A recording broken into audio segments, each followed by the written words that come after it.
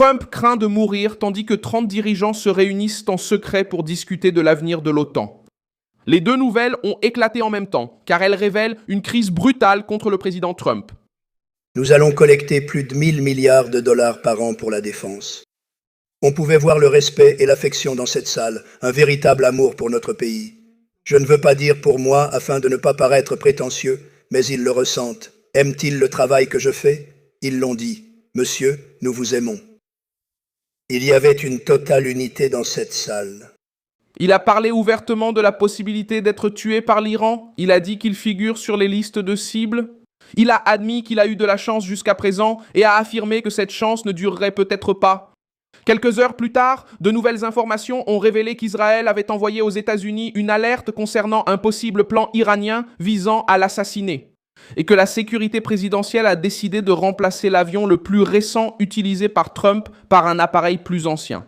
Au même moment, le Wall Street Journal a révélé que près de 30 dirigeants européens s'étaient enfermés pendant environ 5 heures au siège du Conseil européen à Bruxelles. Sans téléphone portable, sans caméra ni conseiller, pour discuter de la manière de réduire la dépendance envers les États-Unis. La rencontre a eu lieu lors de la 3e semaine de janvier, après les menaces de Trump concernant le Groenland, mais elle a été rendue publique précisément au moment où le sommet de l'OTAN a exposé de nouvelles querelles avec l'Espagne, le Danemark et d'autres alliés.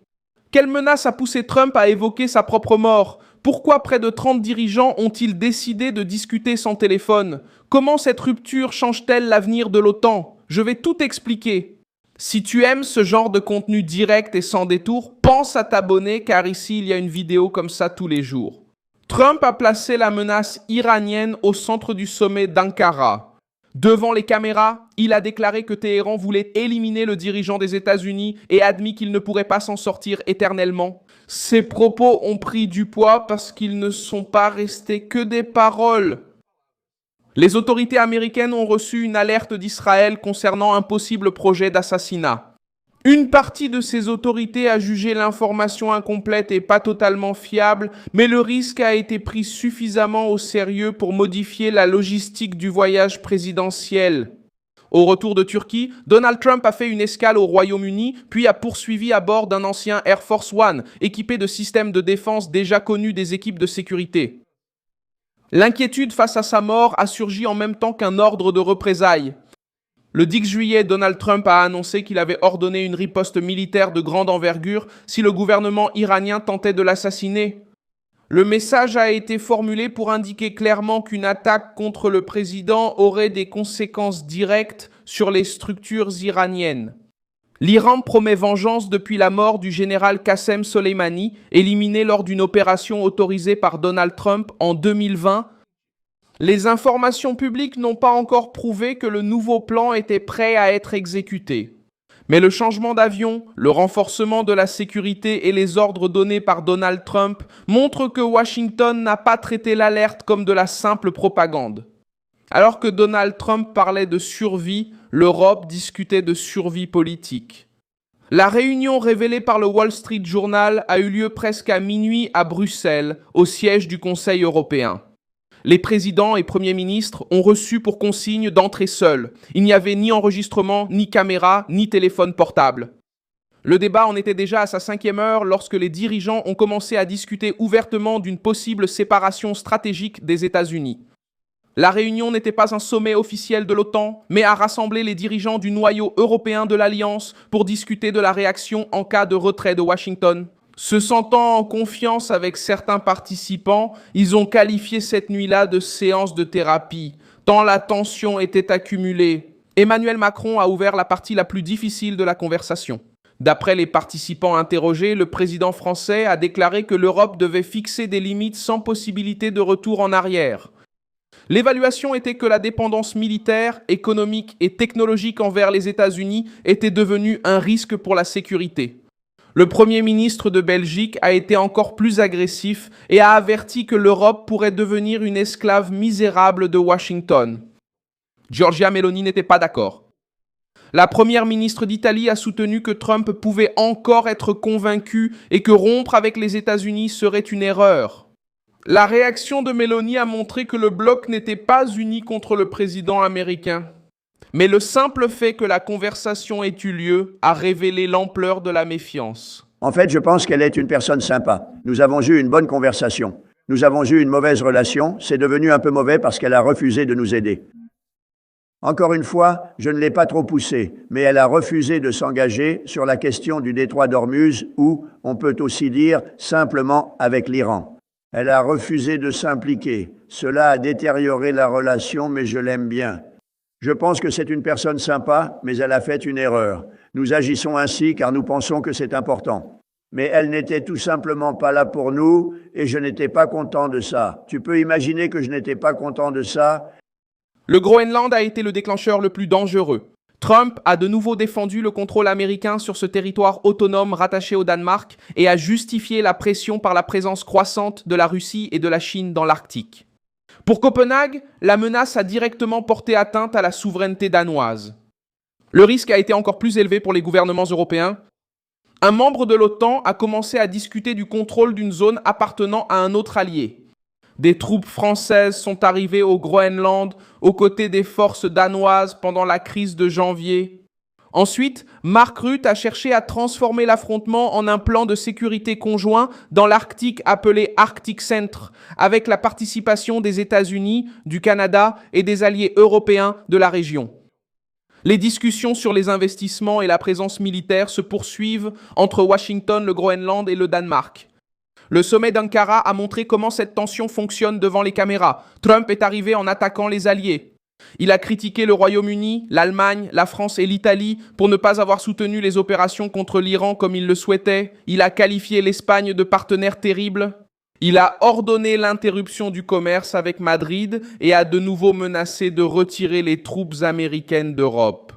Quelques heures après, il a rejoint la réunion à huis clos avec les 32 dirigeants et a adopté un ton différent, sans réitérer les menaces contre l'Espagne ni insister sur le Groenland. En sortant, il a parlé d'amour, de respect et d'unité. Tout le monde a été formidable, sincèrement. Vous savez pourquoi? Parce qu'ils respectent à nouveau notre pays. Avant, ils se moquaient de nous et nous prenaient pour des imbéciles. Ils voyaient un président qui ne parlait pas et ne marchait pas. C'était un désastre. Ils ont perdu le respect pour nous. Mais maintenant, ils ont plus de respect pour notre pays que jamais. Des diplomates ont déclaré à Reuters que la stratégie des Alliés était de féliciter Donald Trump, de lui attribuer l'augmentation des dépenses militaires et d'éviter une explosion qui pourrait mettre le sommet en danger. Mark Rutte a assumé le rôle de principal gestionnaire de la crise. Le secrétaire général a dit à Donald Trump qu'il avait transformé l'OTAN en poussant les Européens à dépenser davantage pour la défense. Il a également déclaré publiquement qu'il voyait une énorme unité entre les 32 dirigeants. Lorsque le journaliste danois a demandé si garder le silence face aux menaces contre le Groenland et l'Espagne portait atteinte à son amour-propre, Mark Rutte a de nouveau fait l'éloge de Donald Trump et a défendu le travail commun dans l'Arctique. À Rasmus Tvemo, de l'agence de presse danoise, Ritsal. Marc, tu étais avec Donald Trump à des moments où il parlait d'acheter le Groenland, d'attaquer des alliés et de lancer des guerres commerciales, des choses que l'ancien Mark Rutte n'aurait pas approuvées. Est-ce que cela affecte ton amour-propre d'être assis à côté de lui sans rien dire? Tu sais, ce que je fais toujours, c'est reconnaître quand un compliment est mérité. Et je pense que nous devons féliciter Donald Trump parce que l'OTAN est beaucoup plus forte. Bien sûr, cela a à voir avec la menace russe, cela a à voir avec la guerre en Ukraine, mais cela a aussi beaucoup à voir avec le président Trump. En réalisant maintenant ce que, depuis Eisenhower, les États-Unis ont essayé d'atteindre, égaliser les dépenses entre les États-Unis et l'Europe. Et cela rend l'Europe plus forte, cela rend l'Europe plus importante pour les États-Unis en tant que partenaire. Donc c'est le caractère transformateur de ce sommet. Le choix est devenu évident. Éviter une confrontation directe avec Washington, préserver la présence militaire des États-Unis et livrer des résultats que Trump puisse présenter comme une victoire.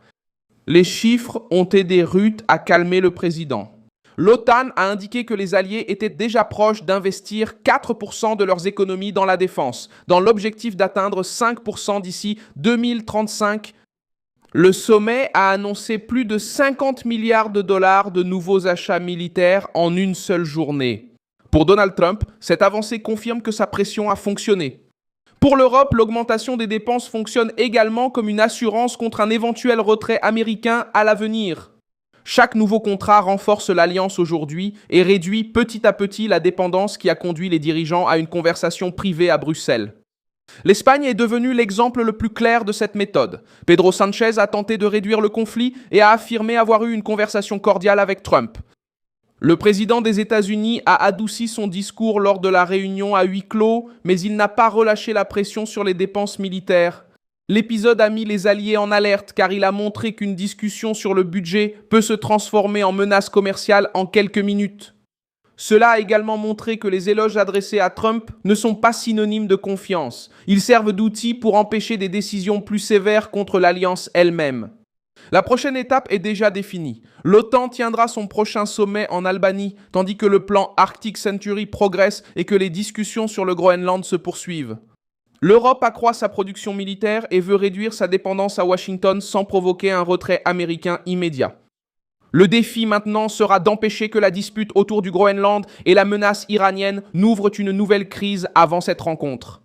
Si Donald Trump utilise à nouveau les troupes et le commerce comme moyen de pression directe, la conversation privée à Bruxelles pourrait servir de guide pratique pour une autonomie européenne plus rapide.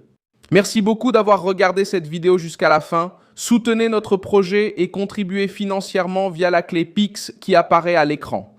Nous sommes une chaîne indépendante soucieuse de vous tenir informés en toute vérité. Votre contribution nous aide à rester debout.